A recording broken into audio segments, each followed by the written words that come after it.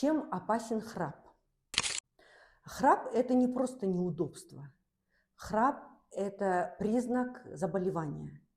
Если у человека есть остановки дыхания во время сна, это называется апноэ, в этот момент мозг не получает кислород.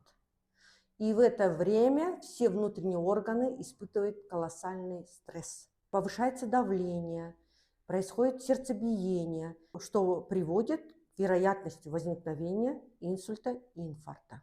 Днем такой человек испытывает беспокойство, он заторможен, раздражителен, он может все время днем спать, и также он может уснуть во время вождения машины. Если вы отмечаете такие жалобы, необходимо пройти обследование, полисомнографию. И если врач вам назначит СИПАП-терапию, необходимо ее использовать. И вы увидите, как ваше самочувствие улучшится. Давление снизится, уменьшится ваш вес, ночью вы будете спать хорошо. И это влияет на ваше качество жизни. Больше полезного вы можете найти на нашей страничке.